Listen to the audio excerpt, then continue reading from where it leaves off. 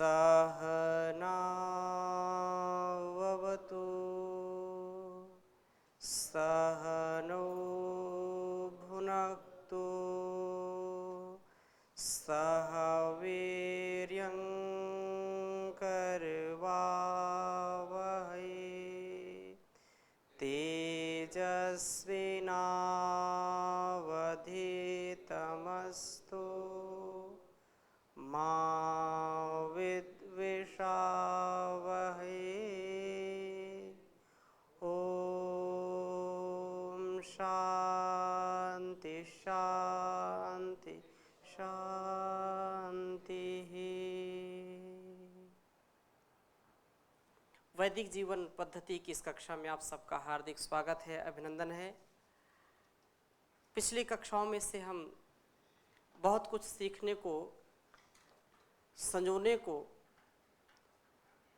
तथा ऋषियों के द्वारा बताए गए मार्ग को समझने का प्रयास किया। ऋषिणाम चरितम सत्यम महाजनो येन गता सपंथा। अपने से जो ज्ञान विज्ञान में बढ़े होते हैं, जिन्होंने अपने जीवन को श्रेष्ठता और ज्येष्ठता के आधार पर बढ़ाया है, वेदों के अनुकूल जीवन को जिया है, उस जीवन पद्धति को, उस आर्ष पद्धति को, उस वैज्ञानिक पद्धति को हम भी जी करके अपने जीवन में उतार करके ऋषियों के जैसा महान जीवन प्राप्त कर सकते हैं, ऋषियों के जैसा महान जीवन बना सकते हैं। अपने व्यक्तित्व से, अपने कृतित्व से जब हम ऋषियों के आचरण को, उनके द्वारा दिए गए आदेश उपदेश संदेश को जीते हैं तो उसका प्रभाव समष्टि में भी पड़ता है। व्यक्ति से समाज में वो प्रभाव पड़ता है, व्यष्टि से समष्टि का उपकार होता है। अतः जैसा हम अपने जीवन में व्यवहार करते हैं वैसा ही समाज बन जाता है, वैसे ही समाज का निर्माण होता है। जैसे हमारे व्यक्तित्व का निर्माण होगा वैसे समाज का निर्माण होगा, और जैसा हमारा समाज होगा वैसा हमारा राष्ट्र होगा। इसलिए हमारे जीवन में बड़ी दिव्यता होनी चाहिए, और इसी कारण से हमारे ऋषियों ने पंच महायज्ञ की जो पावनी परंपरा है, जो वैज्ञानिक अवधारणा है, उसको स्थापित किया। हमने पंच महायज्ञों में ब्रह्मयज्ञ, देवयज्ञ, पितृयज्ञ की चर्चा कर ली है। अतिथि यज्ञ का प्रकरण चल रहा है, और आज का जो मनुष्य है वो आतिथ्य कैसा होता है, कैसा होना चाहिए, किसका होना चाहिए, बहुत गिने चुने लोग इस परिभाषा को समझते हैं।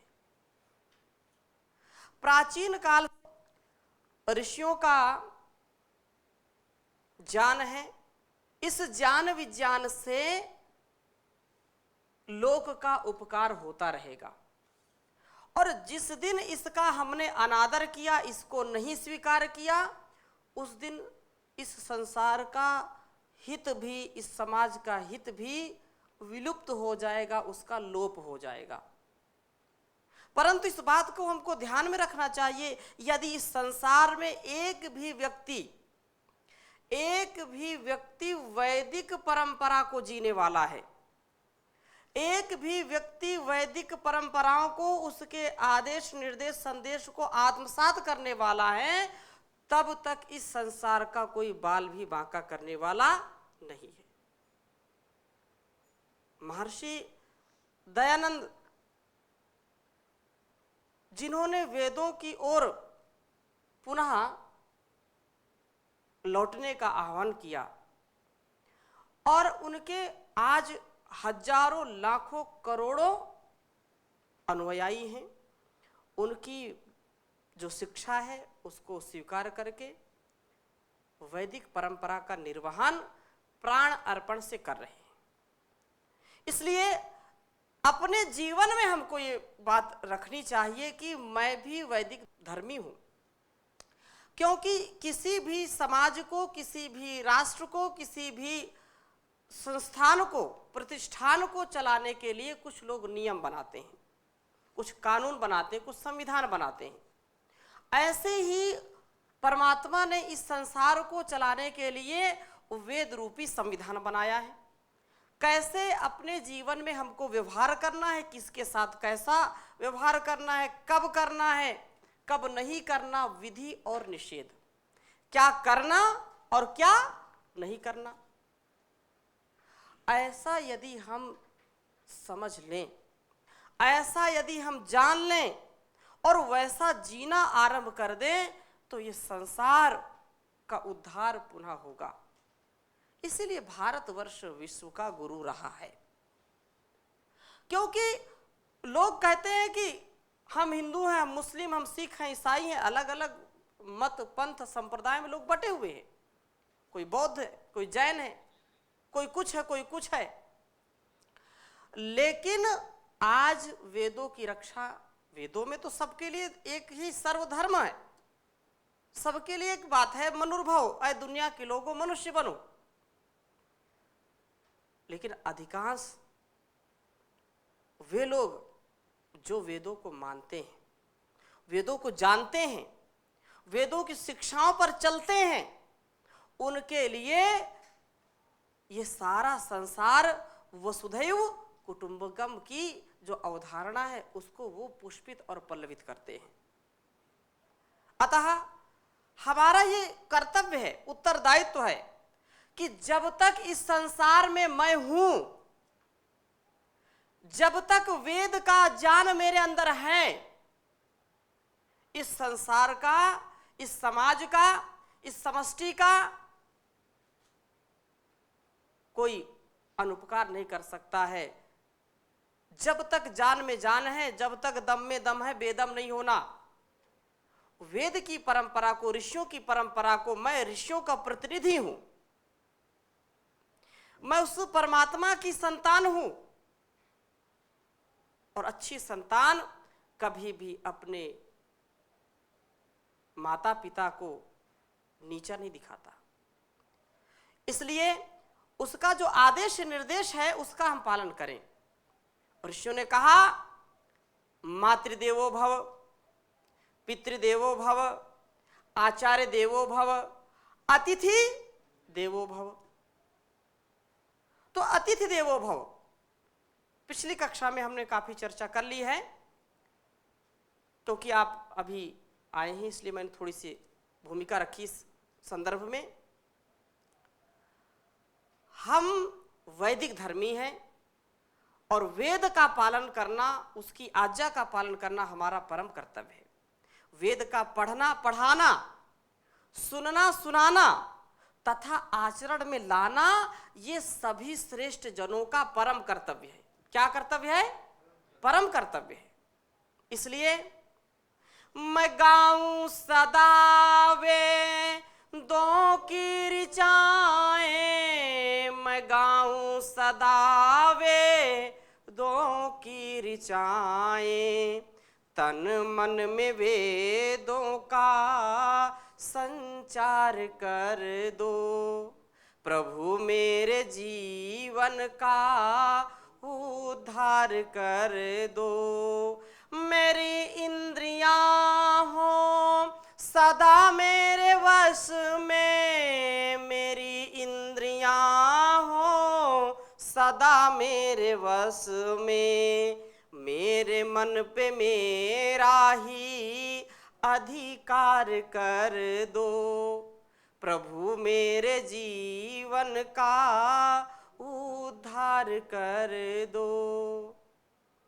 न समझूं मैं जग में किसी को बेगाना, न समझूं मैं जग में किसी को बेगाना, मुझ में विश्व भर के लिए प्यार भर दो, प्रभु मेरे जीवन का उद्धार कर दो। पथिक राह में हो कोई दीन दुखिया, पथिक राह में हो कोई दीन दुखिया, मदद के लिए मुझको तैयार कर दो, प्रभु मेरे जीवन का उद्धार कर दो।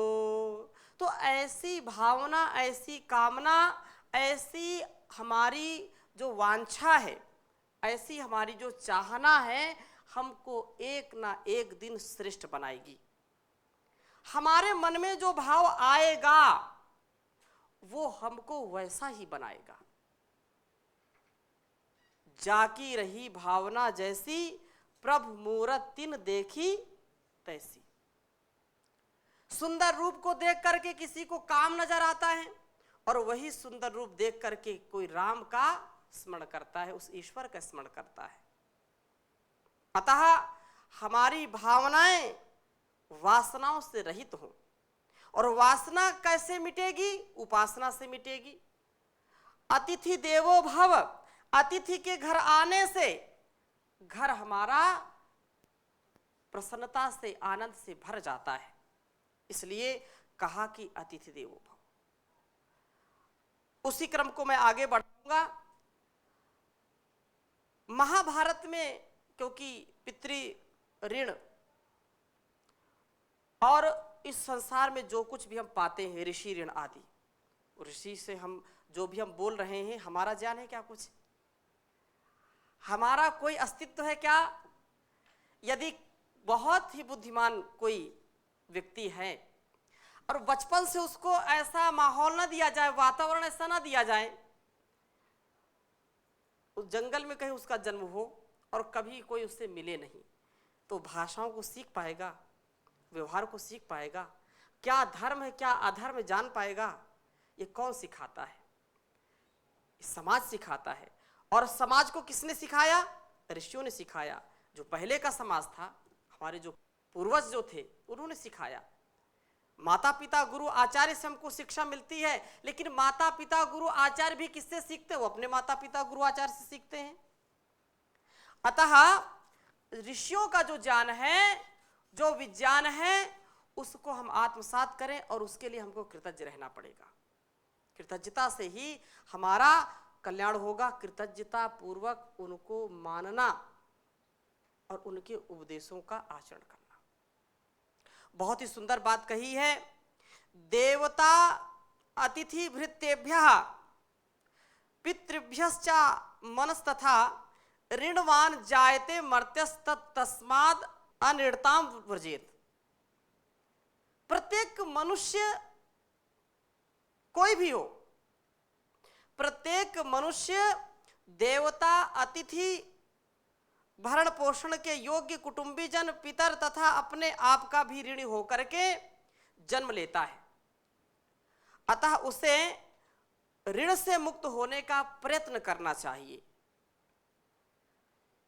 जो भी माता पिता है, देव तो हम पहले ही कह दिए, और जो देता है वो देवता कहलाता है। जो देता है कुछ वो क्या कहलाता है? और जो लेता है वो लेवता कहलाता है। तो लेवता ना बने, हम देवता बने। इस संसार का हम उपकार करें, कभी इसका तिरस्कार ना करें, क्योंकि यदि हमने इसका तिरस्कार किया तो हमारा कुसंस्कार जगेगा और हम कभी भी सुसंस्कारित नहीं बन सकते। इसीलिए आगे बात कही है, उस श्लोक को मैं आपके समक्ष रखूंगा। महाभारत के शांति पर्व में बहुत सुंदर बात कही कि ऋणों से उऋण होने के लिए क्या करना चाहिए। सब चाहते हैं कि हम ऋण से उऋण हो। कहा स्वाध्यायन महर्षिभ्यो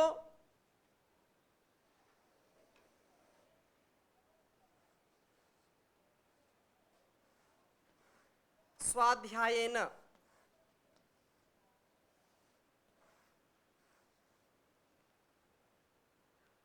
महर्षिभ्यो,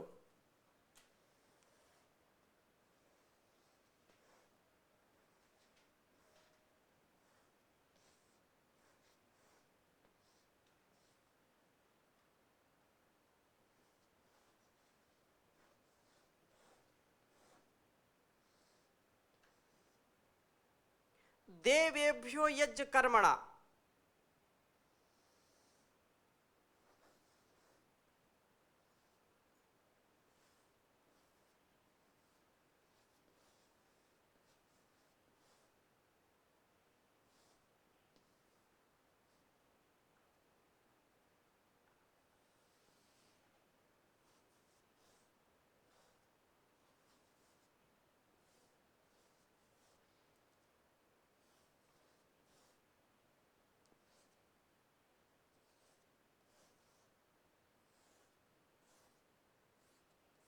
यज्ञ कर्मणा पितृभ्यः श्राद्ध दानेन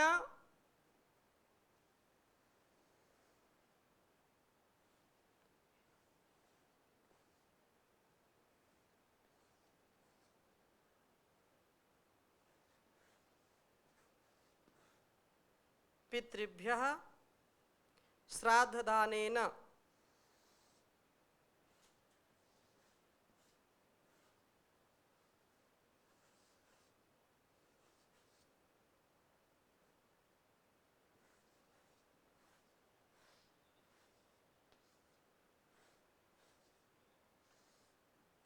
पितृभ्यः श्राद्ध दानेन निर्णाम अभ्यर्चनेन च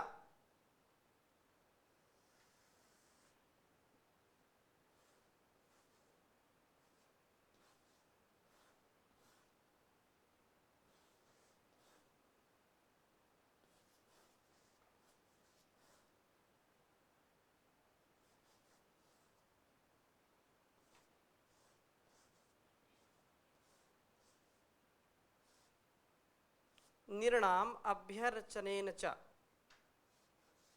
बहुत सुंदर बात कही है। यदि किसी को ऋणों से उऋण होना है तो उनको इस शिक्षा को हमेशा ध्यान रखना चाहिए। एक बार उच्चारण करेंगे, स्वाध्यायेन महर्षिभ्यो देवेभ्यो यज्ञ कर्मणा पितृभ्यः श्राद्ध दानेन निर्णामभ्यर्चनेन च स्वाध्यायेन महर्षिभ्यो देवेभ्यो यज्ञ कर्मणा पितृभ्यः श्राद्ध दानेन निर्णाम अभ्यर्चनेन च। ये कहा कि यदि आपको ऋणों से उऋण होना है तो स्वाध्यायन महर्षिभ्यो, जो वेद आदि शास्त्र हैं, वेद उपनिषद आदि शास्त्र हैं, और पढ़ना भी चाहिए सभी को। वेद आदि शास्त्रों का स्वाध्याय करके ऋषियों के ऋण से, शास्त्र है, वेद ईश्वर की वाणी है, इस ईश्वर की वाणी से हम अपने आप को महान बनाएं। और वेद तो परमात्मा की वाणी है और उसके बाद ऋषियों ने गाई है तो हमारे लिए सरल कर दी उसको। वेद अपौरुषेय हैं, लेकिन ऋषियों ने उसको आत्मसात किया, उसको जिया, इसलिए वो साक्षात उनकी जो वाणी है उपनिषद के रूप में, 6 दर्शनों के रूप में और महाभारत रामायण और स्मृतियों के रूप में जो वेद वाणी का सरलीकरण करके हमारे लिए उपदेश किया है, उनका स्वाध्याय करने से, उसका आचरण करने से हम ऋषियों के ऋण से उऋण होते हैं। क्योंकि कहा कि जो आप देखिए, आपने योग दर्शन पढ़ी है और उसमें महर्षि पतंजलि ने कितनी बार स्वाध्याय की चर्चा की है, क्योंकि स्वाध्याय से हमारे जीवन में अपकर्ष नहीं होता है। स्वाध्याय करने से हम पतित नहीं होते हैं, स्वाध्याय करने से हम कभी भी स्खलित नहीं होते हैं। क्यों? स्वाध्याय करने से हमारा ज्ञान विज्ञान बढ़ जाता है। इसलिए कवि ने कहा, नित स्वाध्याय सत्संग करते रहो, एक दिन सद ज्ञान प्राप्त हो जाएगा, शांति होगी परम भ्रांति मिट जाएगी, पाप तापों का अवसान हो जाएगा। नित्य स्वाध्याय करना चाहिए व्यक्ति को, क्योंकि यदि हम योग दर्शन पढ़ रहे हैं तो मानो पतंजलि को पढ़ रहे हैं, पतंजलि महर्षि के जीवन को पढ़ रहे हैं। यदि हम सत्यार्थ प्रकाश पढ़ रहे हैं तो महर्षि दयानंद को पढ़ रहे हैं। यदि हम उपनिषद पढ़ रहे हैं, ब्राह्मण ग्रंथ पढ़ रहे हैं, स्मृतियां पढ़ रहे हैं, तो ऋषियों को इस पृथ्वी से गए सैकड़ों हजारों लाखों वर्ष हो सकता है, लेकिन उनकी जो शिक्षाएं हैं वो आज भी हमको वैसा ही पथ प्रदर्शन कर रही हैं। वो हमारी पथ प्रदर्शक हैं। तो उनकी शिक्षाओं को हम रोज पढ़ें, समझें, जानें। मुस्लिम समुदाय में 80 से 90% लोगों को कुरान पढ़ाते हैं, मतलब पढ़ाते सबको, लेकिन उनको स्मरण कराते हैं, उनको याद रहता है। जो क्रिश्चियन है उनको बाइबल पढ़ाते, रोज पढ़ाते हैं। अब जो अपने आप को सनातनी कहने वाले हैं, जो ऋषियों की बातें करने वाले हैं, तो उनका क्या कर्तव्य है कि वो भी ऋषियों की जो पूंजी है, ऋषियों का जो उपदेश, उसको पढ़ें। यदि सच्चे ऋषियों की संतानें कहलाते हैं तो 6 दर्शनों का नाम नहीं पता है, स्मृतियों का नाम नहीं पता है, अपने ग्रंथों का ही अता पता नहीं है, तो कौन शिक्षा देगा? कौन धर्म के मार्ग पर चलाएगा? कौन कर्तव्य के मार्ग पर चलाएगा? व्यक्ति चल नहीं पाएगा, रास्ते में ही भटक जाएगा। इसलिए गौरव के साथ यदि आपको ऋषियों का अनुचर बनना है, ऋषियों का आपको सच्चा प्रतिनिधि बनना है, तो उनकी जो शिक्षाएं हैं उन ग्रंथों का स्वाध्याय करें। और ये केवल कहने की बात नहीं, हमसे बड़ा सौभाग्यशाली शायद कोई ही हो कि ऐसे स्थान पर बैठे हैं कि परम पूज्य ऋषिकल्प स्वामी जी महाराज, परम पूज्य आचार्य श्री ने सब कुछ यहाँ सुलभ करा रखा है। सारे ऋषियों की जो परंपरा है वैदिक गुरुकुलम से चलती है। 6 दर्शनों की परंपरा है, उपनिषदों की परंपरा, उपनिषद पढ़ते पढ़ाते हैं, दर्शन पढ़ते पढ़ाते हैं, व्याकरण पढ़ते पढ़ाते हैं। तो ये जो बात कही यहां पर, ये सबके लिए है। स्वाध्यायन महर्षिभ्यो, उनके ग्रंथों का स्वाध्याय करें, और वैसा आचरण करने से हमारा जो ज्ञान विज्ञान है बढ़ेगा, ऋषियों के प्रति कृतज्ञता आएगी, और हम इस समष्टि के लिए विशेष लाभकारी बनेंगे। और अगली बात क्या कही? देवेभ्यो यज्ञ कर्मणा, यज्ञ कर्म के द्वारा देवताओं के, जो देवता हैं उन देवताओं का ऋण हमारे ऊपर बहुत है। पता नहीं कितने हजारों लाखों करोड़ों देवता हमारी रक्षा कर रहे हैं। परमात्मा तो एक ही है, देवता बहुत हैं। जैसे मैंने गिनती की, एक जड़ देवता है, एक चेतन देवता है, पहले बहुत चर्चा कर चुके हैं। इसलिए जो हमारे चेतन देवता, जड़ देवता भी हैं, जो हमारे माता पिता गुरु आचार्य हैं, वो तथा पितर, उनको श्राद्ध से, श्राद्ध और तर्पण, श्राद्ध पर श्रद्धा पूर्वक, तर्पण जिससे वो तृप्त होते हो, उनका स्वागत सत्कार, भोजन, अन्न, औषधि, वस्त्र आदि से उनको तृप्त करें और श्रद्धा पूर्वक दें। देवताओं के लिए हवि और पितरों के लिए कवि। स्वस्ति स्वाहा स्वधालम वषड योगाच्च, स्वधा पितरों के लिए और स्वाहा देवताओं के लिए, ये हम करें। अगली बात क्या कही, पितृभ्य श्राद्ध दानेन नृणाम अभ्यर्चनेन च। अभ्यर्चना, जो अतिथि है, जो विद्वान है, धीर है, गंभीर है, तो बहुत ही सरल शब्दों में इस श्लोक के माध्यम से हमने जाना कि इन ऋणों से कैसे उऋण हो सकते हैं। अब ये केवल सुनने की बात नहीं है, इसको सुन करके जीवन में उतारने की बात है। तो आज की कक्षा को यहीं पर विराम देते हैं, शेष चर्चा अगली कक्षा में करेंगे। ओम शांति शांति शांति।